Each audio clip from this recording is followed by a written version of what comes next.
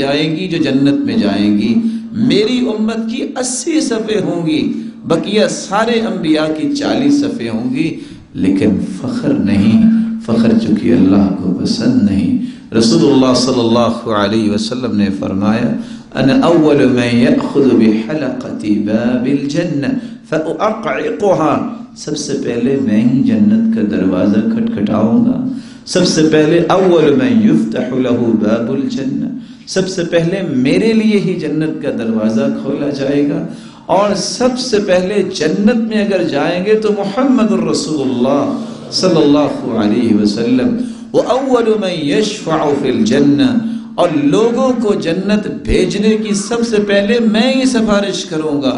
اور یہاں رک کے سمجھ لینا چاہیے کوئی جنتی جنت میں نہیں جا سکے گا جب تک اللہ کے پیارے پیغمبر کی سفارش نہیں ہوگی۔ میری اور آپ کی سچی محبت کا دوسرا تقاضا یہ ہے، آپ کے تذکروں کو عام کریں، آپ کی سیرت کو پڑھیں، پھیلائیں، لوگوں تک پہنچائیں، آپ کی تعریف، آپ کی توصیف جب تک میری زبان پہ نہیں آتی، میری محبت کیسے سچی ثابت ہوگی؟ تیسرا تقاضا میری اور آپ کی سچی محبت کا یہ ہے کہ میں اور آپ رسول اللہ صلی اللہ علیہ وسلم کا احترام کریں، توقیر کریں، تکریم کریں۔ ایک احترام اور توقیر اور تکریم کا پہلو تھا جب آپ اللہ ذوالجلال کے پاس نہیں گئے تھے، ابھی دنیا میں زندہ تھے۔ عباس رضی اللہ تعالی عنہ چچا ہیں، کسی نے پوچھا کہ آپ اتنی عزت اپنے بھتیجے کی کرتے ہیں، آپ بڑے ہیں کہ وہ بڑے ہیں؟ تو عباس رضی اللہ تعالی عنہ نے کہا تھا هو اکبر منی وانا ولدت قبلہ، اصل میں بڑے تو وہی ہیں، میں پہلے پیدا ہو گیا تھا، بڑے وہی ہیں۔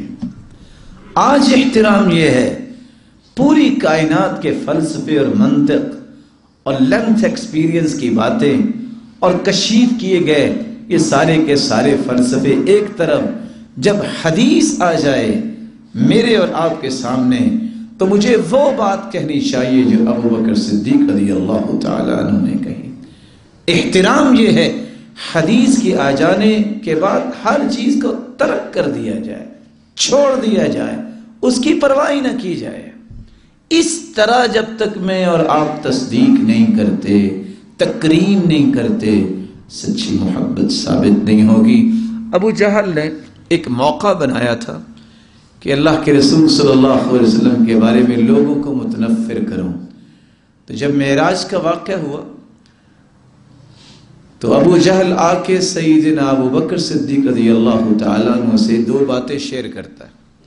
کہتا اچھا یہ بتاؤ، ہو سکتا ہے کہ رات کو کوئی ایک شخص نکلے، پہاڑوں پہ چڑھے، وادیوں میں اترے اور ملک شام پہنچے، مکہ سے بیت المقدس جائے اور وہاں نماز بھی پڑھائے، پھر مکہ صبح سے پہلے پہلے واپس آ جائے؟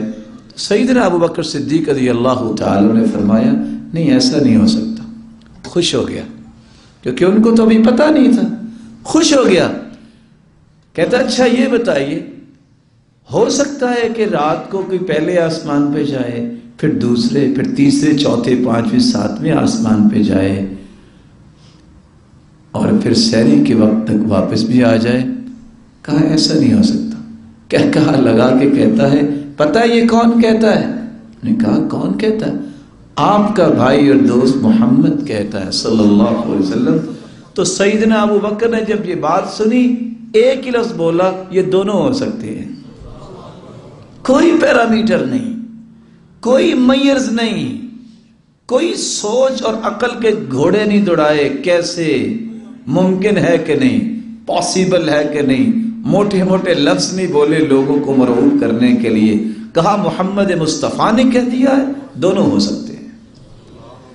اس جیسی سچائی اللہ تعالیٰ نے کسی زبان پہ رکھی نہیں ہے۔